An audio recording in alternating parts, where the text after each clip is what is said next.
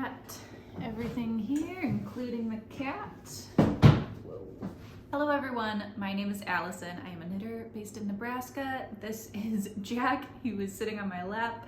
And today I want to talk about 2023 knitwear trend predictions. So every year at the beginning of the year, you'll always get this year's trend predictions for fashion.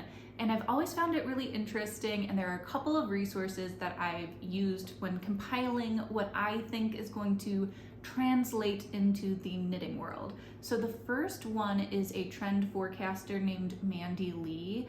Her online handle is Old Loser in Brooklyn. She is brilliant. Like, basically everything that she predicts actually happens. So if you are someone who is also interested in fashion, she is a great person to follow. And the other place that helped me collect my thoughts on this is Pinterest. Pinterest kind of works as like a visual search engine. So it really gets a lot of valuable information, and they release every year Pinterest predicts of what they are seeing are like trends on the rise.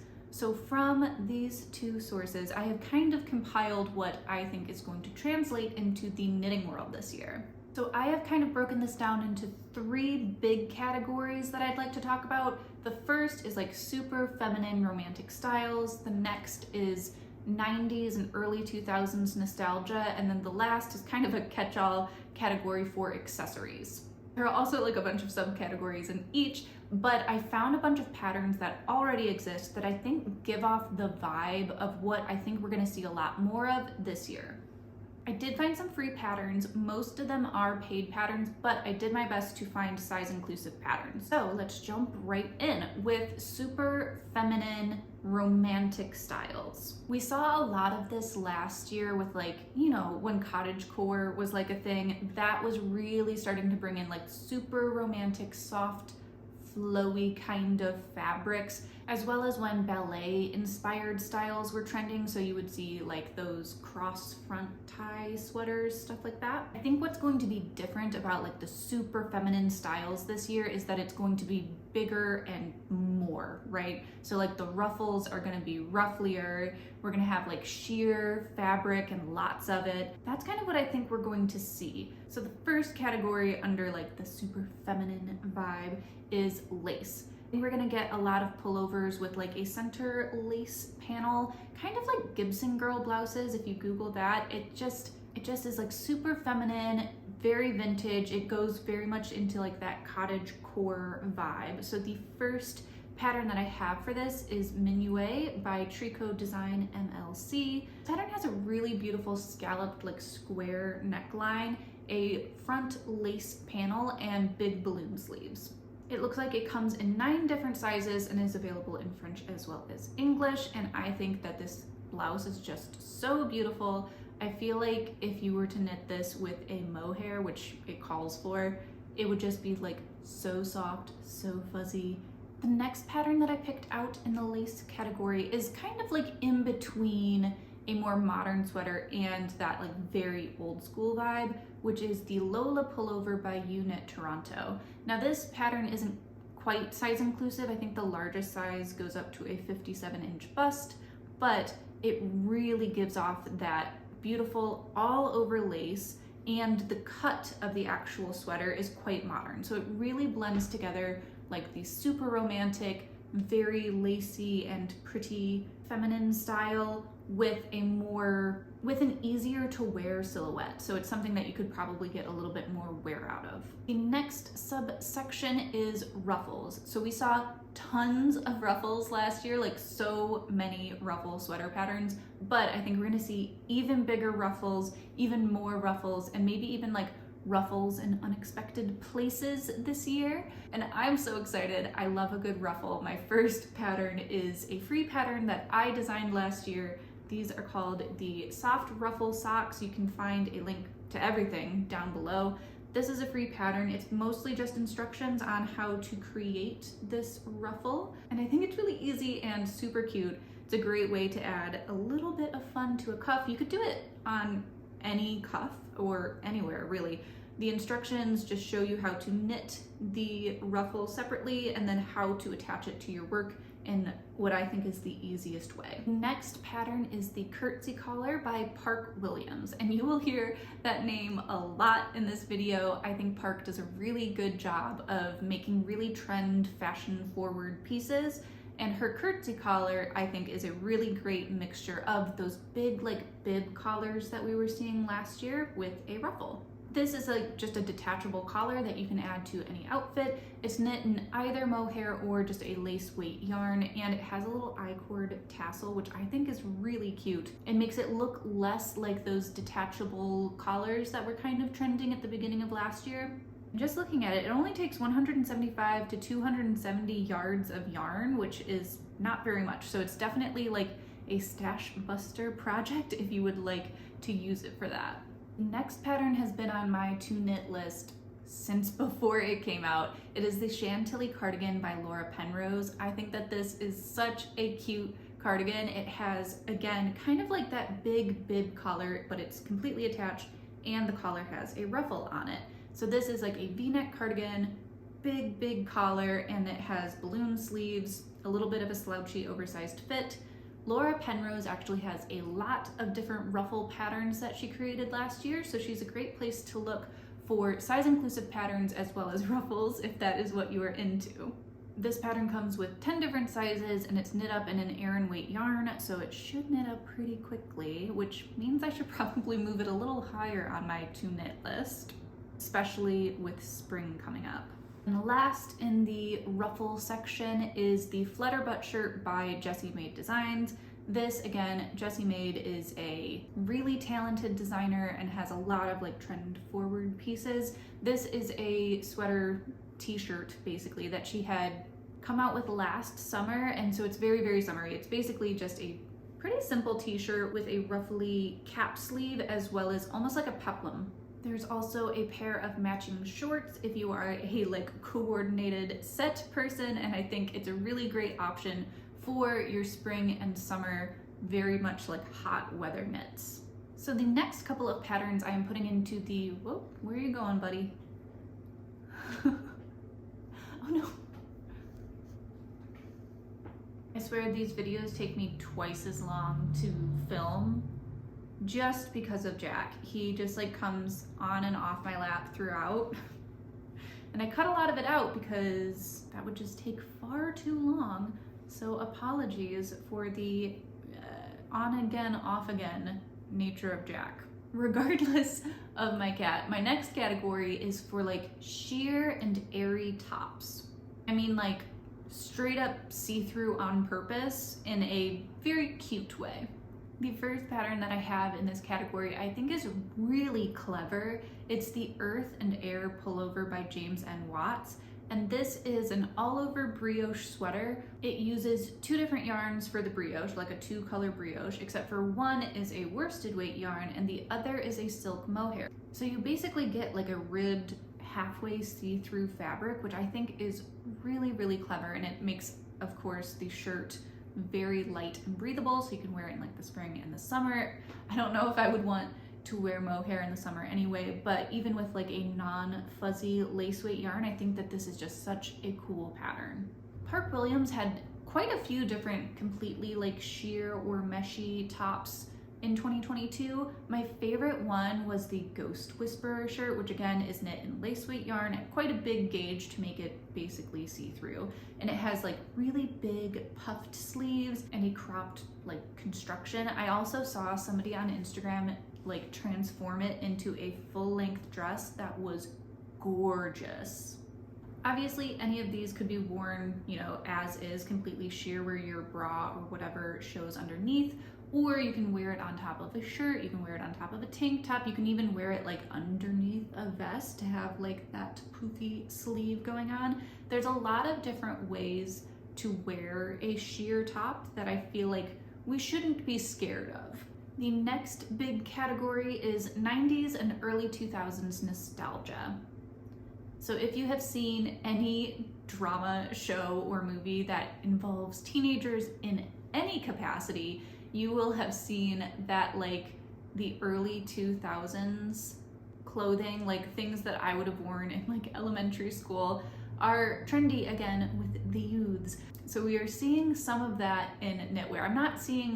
Not all of it is like easy to translate into knitwear, but we are getting that kind of vibe with patterns like Park Williams Zap Cap. I think really gives off that kind of 90s nostalgia with these zigzag lines and using bright, almost like kind of clashing colors. I feel like really pulls into that 90s nostalgia. Now, obviously you could knit this hat with like very chill, neutral colors and it will have less of that 90s nostalgia to it. But I think her version with the like bright blue and green really gives me that. In the same kind of vein, I think we're gonna be seeing a lot more neon colors coming from yarn dyers. I don't know about you, but I am very much over like the all gray, all beige, everything. I feel like a lot of people are really kind of at their limit for having everything be in a white, beige, gray, neutral. Not that I have ever been like super into beige tones, but I do think that we're going to be seeing a lot of bright colors, a lot of bright neons. So this yarn is from Neighborhood Fiber Company. They have a lot of really great bright colors. Ken Yarn is also another yarn dyer that I think does really, really beautiful neons. I have a neon yellow from him from 2 or 3 years ago from a like summer collection that is highlighter yellow, very, very bright. I've yet to figure out like the right project for it, but beautiful neons. And I also think the yarn dyer Hello Stella does really great brights without being too like bright. She has a lot of really gorgeous muted tones as well as really bright tones, and I think they work really well together in a palette if you want a less neon, a little more toned down version. And we couldn't talk about 90s and 2000s nostalgia without talking about spaghetti straps. So spaghetti strap tank tops are back. There are quite a few patterns that utilize this, but the first one I want to talk about is the Summer Secret Crop by Feminime Designs. This is a free pattern and it is knit with a very small amount of yarn. The largest size uses 500 yards of fingering weight yarn. So for most sizes, it would be a 1 skein of fingering weight yarn project, which I think is great, especially for a free pattern. But that has skinny spaghetti strap I-cord straps, and I think it's really wearable for summer, of course. I think there's a lot that you can do with these straps. I'm looking through like some other people's projects, and people turned it into a halter top, and people turned it into like little bow, top of the shoulder bow straps. You can do like a racer back. I think there's just a lot of options with this top, and I think it's really great. The next pattern is the one that I want to crop by Lily Kate France. Now this I think is just a really cool pattern in general. It is knit from side to side in garter stitch. It has a really beautiful, almost like in between a scoop and a square neckline, and it has a scalloped picot edge to it. This I think is a really great option if you like the idea of adding some spaghetti straps into your wardrobe, but you want them to be a slightly thicker strap. The strap itself is pretty narrow, but because it has that edging, it takes up a little bit more space on the shoulder to give you a little bit more security if that's something that is important for you. The last spaghetti strap top that I want to talk about is the All Strapped In Tank by Noelle Souza. Now I will say, this is not a designer that I am familiar with, but when I was looking for patterns that like fit all of the parameters of stuff that I was looking for, this really stuck out to me because I think it's really wearable. It has like 2 straps coming up on each side that can crisscross in the back, or you can, I guess, decide wherever you would like for them to be placed. But I think it's just a really cool looking V-neck tank top. I think it has an interesting back to it, and I think a lot of us would find it like pretty wearable for the summer months. The last topic that I want to talk about in like the 90s, 2000s section is stripes. So we already have so many striped sweater patterns, like there's a million, but I feel like we've kind of exhausted the sailor stripe look where it's like a white base with pretty thin like blue or black lines starting here going down for the rest of the shirt with like larger stripes of white in between. There's like 800 patterns that could follow that description. I don't necessarily think that that style is going anywhere. I have like myself, I want to knit a zipper sweater by Petite Knit with the base of it being white and adding stripes to it. But I do think that we're going to get a lot more skinny stripes. Like I feel like skinny stripes, like really thin, all the stripes are more or less the same width, the entire thing. And I think that we're going to get more different colored stripes where we're not just getting like black and white or white with blue. I feel like we're going to start seeing more brightly colored striped sweaters happening. I just feel colorful skinny stripes are on the horizon. My last category, overarching category, is accessories. And I want to start by talking about hoods. So last year and the year before, I feel like the balaclava was absolutely everywhere, which is basically a hood, right? But it's a little more tightly fitted. So when I'm talking about hoods, I think much bigger in general, a little bit softer, they're slouchier. It's not that it's not for warmth, like it's definitely like a hat and it goes around your neck a little bit. It's going to be warm, but I feel like a balaclava that is like much more tightly fitted to your head is going to be a little bit warmer. Where are you going? Can you move, please? Come on, Bubba. The first hood pattern that I wanted to talk about is the Bon Bec hood by Emily Louis. I believe it's Louis. It sounds French to me. But this hood is kind of like if you wanted to have a hoodie on, but you're not wearing a hoodie, like that's the vibe that I get from this. It's very casual. It does have kind of like a little peak at the top, which I think is very cute, but it also has like the drawstring around your face, like a traditional hoodie hood would have. While I was looking for these patterns, I found the Burrow hood by Tori Yu, which I think is so cute. It's very feminine. It has like the same kind of loose structure as like a hoodie hood would have, but it has a cute little tie at the very front, which I think is super youthful and feminine. And they knit it with a fingering weight yarn and mohair, so it's also very fuzzy. I think it's a very sweet looking pattern and it looks like it has a pretty interesting construction. So I think that this would be a fun one to knit. And then the last hood I want to talk about is the Grandma Core hood, which just came out from Veronica Lindberg. This is an all over lace hood. It's very slouchy. And it kind of looks like to me, you know, in like, I don't know, the 50s and the 60s when people would wear like a silk neck scarf tied around their head while they're in a car to like protect their hair from the wind. That's kind of what this reminds me of, except it's a hood. And I think that Park Williams is also coming out with a hood pattern. I feel like I saw that on Instagram, but I don't think that it has released yet. The next category is neck scarves. So I was definitely a neck scarf girly the first time that this was trending, and I'm seeing a lot of them right now as well. So I will talk about mine first. My pattern has not come out yet, but this is the Sideline shawl designed by me. I will be releasing this in mid-February, and it has obviously this little shawlette version, which I wouldn't necessarily wear with this, but I think it's super cute, and it has a full-sized, like, you know, wrap around you shawl as well. I will have a full video with more details about this when it comes out, so if that is of interest to you, then follow along, but I have other options as well. The first is the Pippin scarf set by the Knit Pearl Girl. This scarf set, it's basically two different patterns for a mini triangular shawl, which if you wanted to, you could really just knit it as large as you would like it to be. But with the mini style, it is very much in that neck scarf look.